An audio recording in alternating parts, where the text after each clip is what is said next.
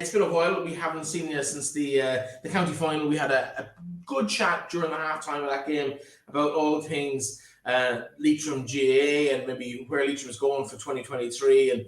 And I suppose what have you been up to for the last 6 weeks? I suppose just at home with the pipe up, waiting for Christmas to roll around. Yeah. No.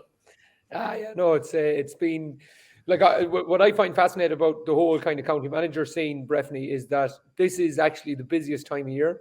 And once you get this out of the way and you get into January, it's game, training, probably a challenge game, training, challenge game, and then you're straight into the National League, which is the exciting part of the year, you know. So it's so quick.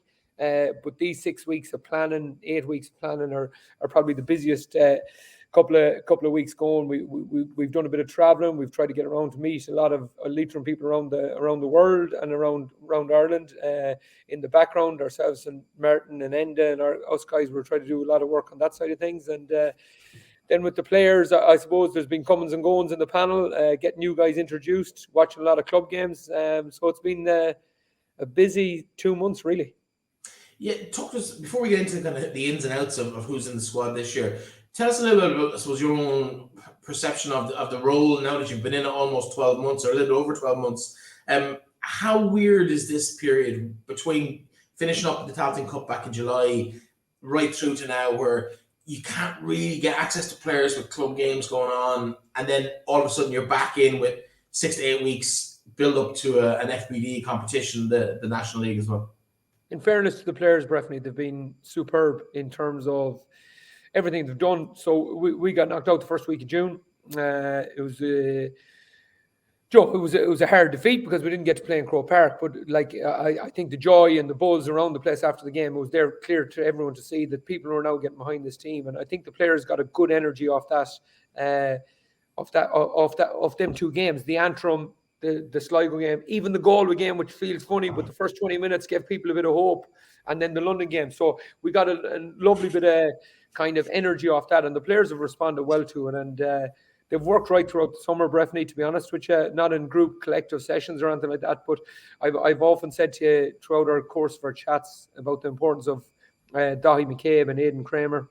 And them guys have got fellas going, they've got fellas on programs, they've got them working, and the change and difference in the guys have been huge. So it's my job as a manager of that is just making sure that that's implemented, make sure that the right people are on the bus in terms of the backroom team, the energy that they bring, and just kind of keep the thing going. We've had on the management team alone, we've got people coming in, people going out, and then coming back in. So we've had a lot of change and a lot of structure. So my job is just to get that going. But my job is also to not educate, but to inform the Leitrim people of what we're trying to do, not just as a senior team, as a county, and let them know the progress we make. Because sometimes we're down on ourselves, and I say I always have to kind of catch myself saying that, but I say we is in terms of Leitrim. We have to.